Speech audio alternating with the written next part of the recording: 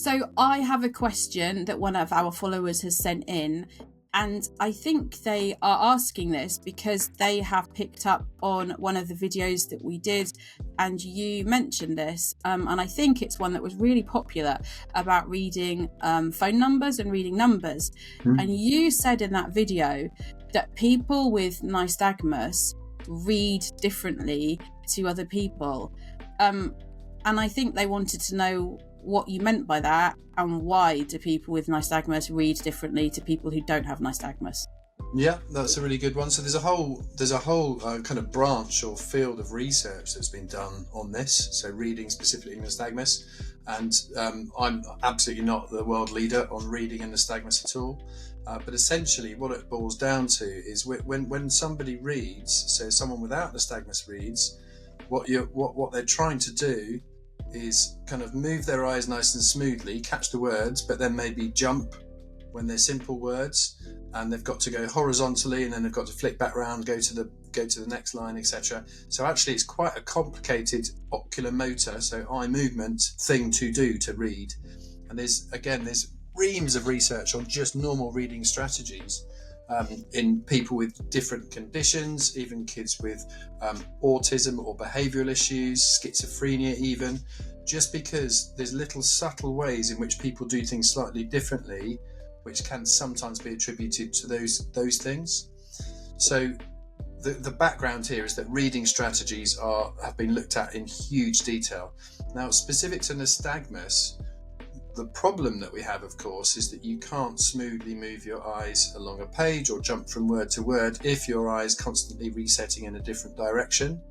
So the direction of your nystagmus in that moment makes a massive difference. If your eyes are drifting in the direction you want them to and flicking back, you're going to do something very different to if they're flicking in the direction you want and then drifting back the other way.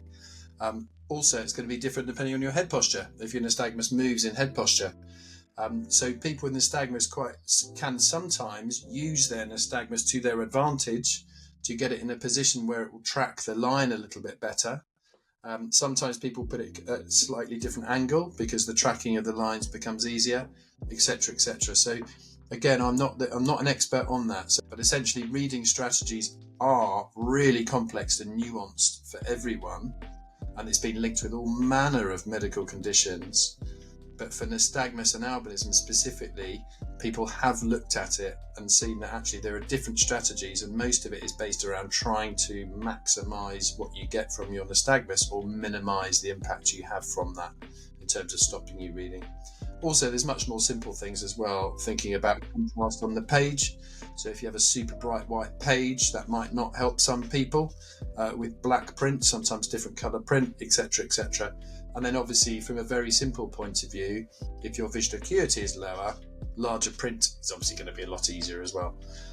So there's quite a few elements in there, but if they really want to know the details of that research on reading strategies in nystagmus, we can put up a link in perhaps.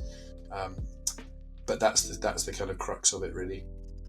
So is that why? Because I think it's I've been around a lot of people with albinism in my time, and loads of us do that when we read. Is that because of what you're talking about?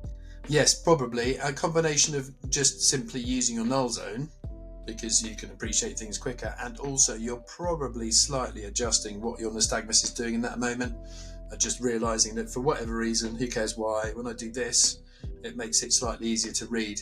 But probably you're taking advantage of your null zone and potentially exploiting the direction of your nystagmus when you do that.